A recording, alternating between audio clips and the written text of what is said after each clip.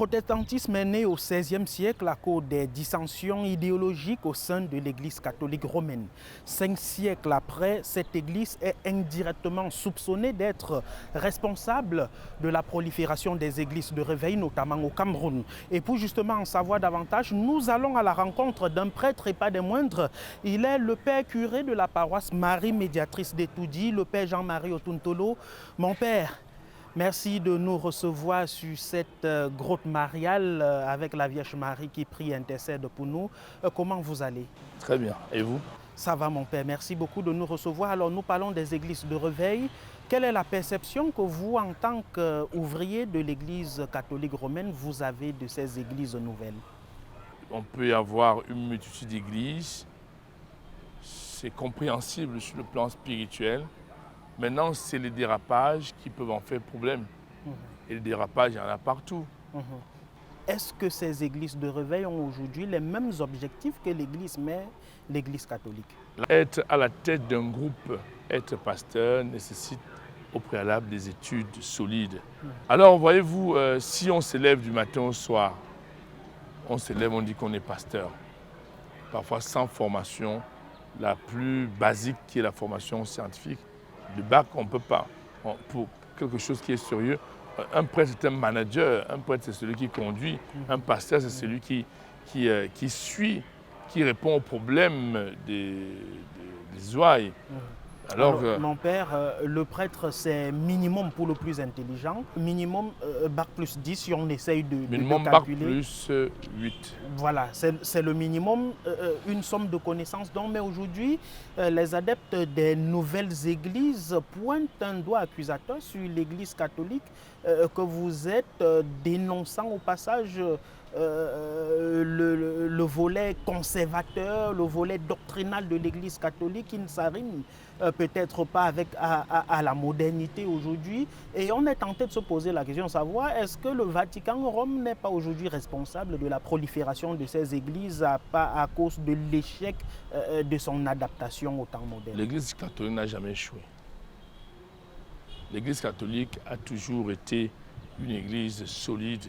C'est vrai qu'il y a l'aggiornamento, c'est-à-dire des moments, c'est vrai que le pape convoque souvent les évêques pour réviser, pour regarder, pour étudier. Chaque année, le pape rencontre les évêques d'une localité, hein, pas pour conserver, mais pour regarder avec les défis actuels comment l'évangile doit être efficace. L'Église catholique a pour mission, c'est le salut des hommes et la gloire de Dieu. Ces malfrats spirituels, comme je les appelle, détournent donc les fidèles sur des problèmes basiques, les problèmes qui sont des problèmes normaux, qui n'ont rien avec la foi. Et ils ont réduit la foi au miracle. Ils ont réduit la foi aux problèmes des hommes. Or, le Christ n'est pas venu pour éradiquer la pauvreté. Qu'est-ce que le Christ a dit au sujet des pauvres? Les pauvres, vous en aurez toujours. Et le drame de ces malfrats qui ont pris en captivité l'aspect spirituel, hein, parce qu'ils ne sont pas formés, donc ils ne sont pas douanes. Imaginez-vous que quelqu'un se lève le matin, il se dit qu'il est docteur en médecine et qu'il commence à opérer. Vous voyez un peu la gravité. Parce que quand je vous dis que les gens ne sont pas formés, vous voyez que non, l'Église catholique est conservatrice, elle est ceci. Non, c'est ça le grand problème. Hein? Vous voyez ce que nous avons en communication. Des gens peut-être qui ne sont pas bien formés, qui se disent journalistes, ils deviennent des francs-tireurs.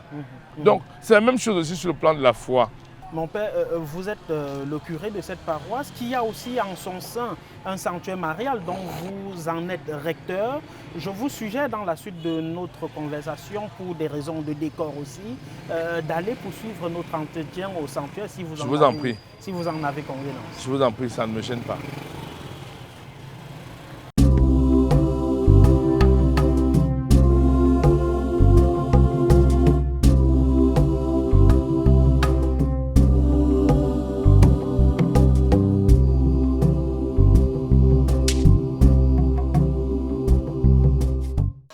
Mon père, Jean-Augustin Otuntolo, dans la suite de notre conversation, il y a quand même que vous animez vos messes différemment, bien que vous respectez le protocole liturgique de l'Église catholique romaine. Vous utilisez les moyens de communication modernes, les réseaux sociaux, on vous suit un peu de partout, aux États-Unis, en Chine, pendant que vous faites vos messes. Ça veut quand même dire que le style ou alors la stratégie de communication des églises de réveil vous séduisent quelque part. Non, vous connaissez ce fameux adage, rien ne s'écrit, tout se transforme. Les églises dites de réveil ont évolué aux côtés de l'église catholique romaine. Voyez-vous, le chant liturgique n'a pas été créé par les églises de réveil. Et peut-être d'une manière culturelle. Voyez-vous, nous ne sommes pas là en train de dire ce que tel fait est bien, mais nous avons également adapté notre message. Voyez-vous, je prends un exemple, quand il y a eu Covid, chacun a cherché à le soigner à sa manière. Il n'y a pas eu une manière où on a dit c'est comme ça qu'on soigne. Telle critique, telle personne. Donc, on ne peut pas dire que ce que nous faisons, nous copions dans l'Église réveil, mais nous sommes également en train de répondre avec les moyens de notre temps. Voyez-vous, aujourd'hui, les réseaux sociaux sont un moyen. Ce n'est pas les églises de réveil qui les ont créés. Hein? C'est un moyen de communication, c'est un moyen qui transporte les informations. Et on s'est dit, ce n'est pas diabolique d'aller évangéliser de ce côté-là.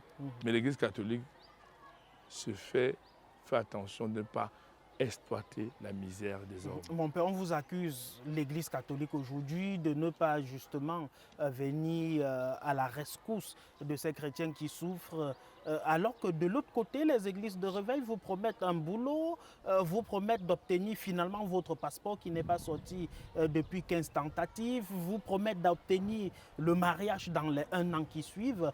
Est-ce qu'il n'y a quand même pas quelque part aujourd'hui, je peux exagérer, la nécessité de faire une sorte de concile Vatican III pour réformer l'Église catholique? On les appelle les vendeurs d'illusions. On les appelle les vendeurs d'illusions. Beaucoup trouvent le compte quand même. Je dis c'est les vendeurs d'illusions et des mauvais vendeurs d'illusions et des hommes malhonnêtes. Hein, qui parfois regardent et savent que bon, tel étudiant brillant. Vous voyez, les choses arrivent lorsqu'il y a certaines conditions. Ce n'est pas eux. Jésus disait, va, ta foi t'a sauvé. Jésus n'a jamais dit, va, je t'ai sauvé. Ce n'est pas un prêtre qui sauve un chrétien. Hein? Ce n'est pas un prêtre, c'est la foi du chrétien. Hein? Ce n'est pas les qualités d'un prêtre, d'un pasteur qui font. Ce n'est pas eux qui donnent. C'est Dieu qui donne. C'est les chrétiens eux-mêmes qui ont la foi. Ce qu'il faut reconnaître aujourd'hui avec une investigation forte, ces hommes qui font des miracles, parfois vont prendre d'autres pouvoirs qui n'ont rien à voir avec les pouvoirs spirituels, les chrétiens, hein, vont donc faire beaucoup de choses pour se donner une certaine autorité. Et comme le monde est en mal de miracles, en mal de phénomènes spéciaux, les gens vont donc courir là-bas. Je voudrais également profiter de cette émission que vous avez bien fait de réaliser pour lancer un message que vous allez détruire vos familles, vous allez détruire vos carrières, vos vies, si vous mettez entre vos mains des hommes, des femmes qui sont de moralité douteuse, qui n'ont pas de cursus et qui ont pour seul objectif pas de travailler pour le salut, mais de vous retirer tout ce que vous avez de bon.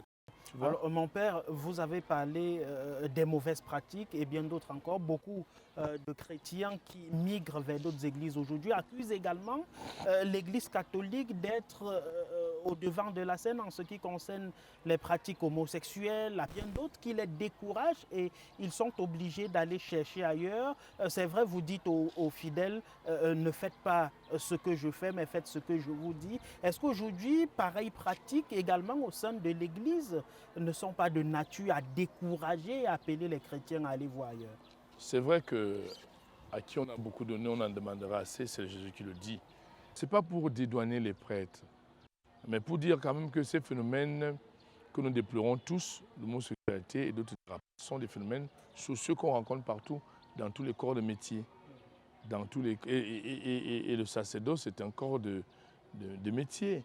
On peut pas dire que c'est une profession. Écoutez, je vous emboîte pas. Je l'ai dit il y a le débat que le prêtre, c'est les valeurs. Mais il faut comprendre que, comme on dit, les brebis égarées, les brebis galeuses, il y en a partout. L'Église a une étude morale. Il y a des docteurs en morale. Donc l'Église ne permet pas. Vous ne pouvez pas imaginer les pressions que l'Église, en ce moment, subit parce que les États, les gouvernements, les politiques voudraient que l'Église accepte l'homosexualité, accepte l'avortement. Mais l'Église tient bon. Qui est l'Église? L'Église, ce n'est pas seulement les prêtres, c'est vous et nous. Or, nous vivons dans une société. Nous sommes complémentaires. Nous avons besoin de l'un et de l'autre. Vous avez besoin de nous, nous avons besoin de vous. Donc, je dis à mes frères et sœurs que vous quittez l'Église catholique pour aller ailleurs en vous disant les péchés. Non, le Christ même d'abord, vous faussez le débat parce que le Christ a dit « Je ne suis pas venu pour les bien portants, mais pour les pécheurs ». Alors, qui sommes-nous de commencer déjà à juger les autres, hein? Donc, nous sommes d'abord tous des pécheurs. Père Jean-Augustin Otuntolo, recteur de ce sanctuaire marial d'Etoudi et curé de la paroisse médiatrice d'Etoudi, merci infiniment de vous être prêté au jeu. Merci infiniment. Cherchez d'abord le royaume des cieux et toute chose vous sera donnée en plus. Ensuite, nous allons dans la suite de cette émission aller à la rencontre d'un sociologue pour essayer de comprendre véritablement comment la société camerounaise évolue avec ses nombreuses mutations aujourd'hui pour en arriver à cette prolifération des églises de réveil de pas et d'autres dans nos villes et villages. Rendez-vous donc du côté de Colbison avec le professeur Claude Abbé, sociologue, qui va nous donner son point de vue et faire une lecture sociologique de la prolifération des églises de réveil au Cameroun. A tout de suite pour la suite d'investigation.